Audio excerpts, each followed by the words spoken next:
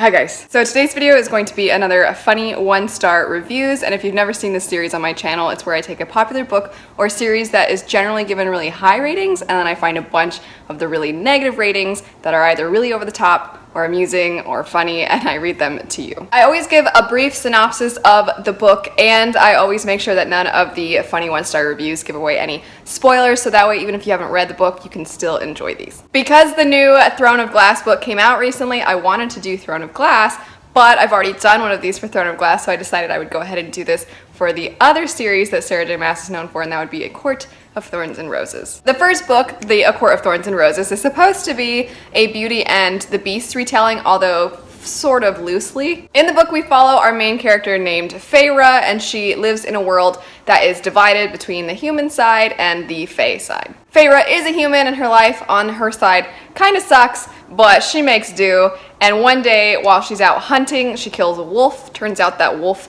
was a Fae that had shapeshifted, and there's this strange rule that if you kill a Fae, you have to go live out the rest of your days in the Fae world. This is when our other main character named Tamlin is introduced. Tamlin is the Fae that is responsible for Feyre's life now. He takes her, she is essentially held captive in his beautiful house, and then Fae and fairy tale-like things ensue. A fairly notable element of these books is the romance, the fact that the romance is quite explicit, but also that it's just one of the main factors of the book. It is more like a romance set in a fantasy rather than a fantasy with romantic elements thrown in. That said, let's jump into the funny one-star reviews. The first one starts out with a quote, and the quote says, "We need hope as much as we need bread and meat," he interrupted, his eyes clear for a rare moment. "We need hope or else we cannot endure." This is followed by the review, which reads, "Figured that quote was relevant because I needed hope to endure this book." The next one says, "The title of this book is stupid. It's stupid and flashy and unrelated to the actual content of the book.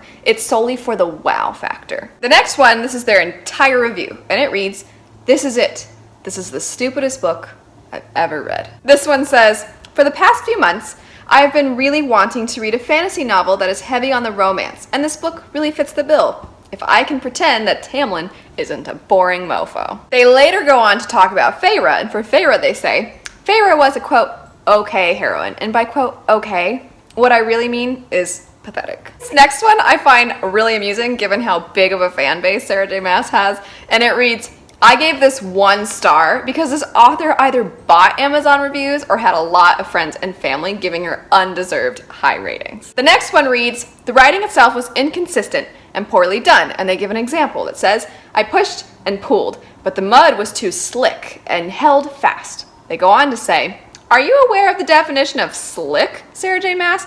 I do not think it means what you think it means." This one says, "If you liked this book, good for you, but OMG, I hated it so much." The next 1-star review says, "Review maybe to come," and that was January 2nd, 2017. This one reads, "If I could erase one book from this world, this would be it. Sorry, or maybe not." This next one says, "Nothing happens for 200 pages. Absolutely nothing. She goes to this Fae land after killing this wolf and then dances, gets frisky, paints, mopes, talks to people. Nothing interesting at all." This next one actually came from another booktuber, which made me really happy because when I saw her little picture on Goodreads, I was like, "Hey, I know her." And I messaged her, I was like, "Can I read this part of your review? Because I think this is really funny." It says, "On the note of gore, can we just talk about how Feyre was for some reason always bleeding or being bled on, and that she always magically had the ability to, quote, ignore the pain every single time she was hurt?" This next person's vibing pretty hard. It says, "I started this because I wanted to understand the Sarah J. Maas craze, and let me just say, I don't get it.